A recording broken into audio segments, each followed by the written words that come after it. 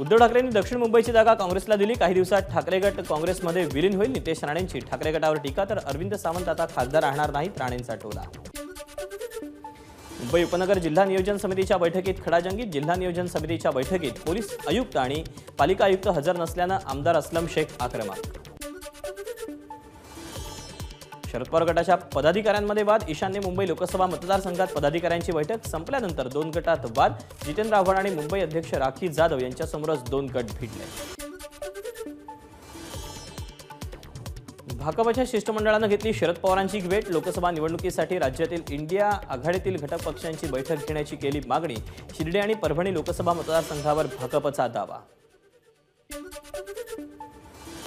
राम मंदिरासाठी शिवसैनिकांनी काय केलं हे संपूर्ण भारताला माहिती। ठाकरे गटाचे खासदार अरविंद सावंतांची टीका, तर शिवसैनिकांमुळेच राम मंदिराचा रस्ता मोकळा झाला, सावंतांचा दावा।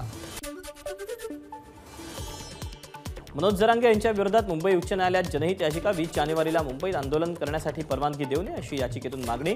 आरटीआय कार्यकर्ते हेमंत पाटलांकडून याचिका दाखल।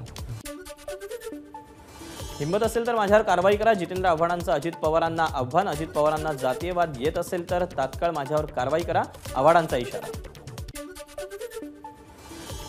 मुंबई महिला पोलीस कर्मचाऱ्यांवर वरिष्ठांकडून अत्याचार केल्याचं पत्र व्हायरल। चौकशीअंती हे पत्र खोटं असल्याचं मुंबई पोलिसांकडून जाहीर। पत्र व्हायरल करणाऱ्याचा शोध सुरू। 2 वर्षांचा बीएड अभ्यासक्रम कायमचा बंद। 2024-25 पासून 4 वर्षांचा कोर्स। रिहॅबिलिटेशन काउन्सिल ऑफ इंडियाचं परिपत्रक। मुंबई सागरी मार्गातील पहिला टप्पा फेब्रुवारीत खुला होणार। उर्वरित कामं पूर्ण करण्यासाठी वरळी ते मरीन ड्राईव्ह मार्गावरच्या 4 मार्गिका 12 तासांसाठी खुल्या करणार मुंबई महापालिकेचं नियोजन।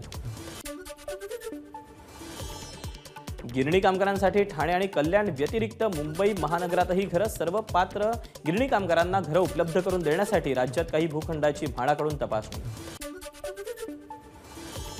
मोनोरेल आता जाहिरातीतून कमाई करणार। मोनो मार्गावरील सर्व खांब आणि स्थानकांमधील रिकामी जागा जाहिरातींसाठी देण्यात येणार, तसंच स्थानकांमधील जागा व्यावसायिकांना भाड्यानं देणार। ठाणे रेल्वे स्थानकात 8 तासात 1200 फुकट्या प्रवाशांना दंड। 3,40,000 रुपयांचा दंड वसूल।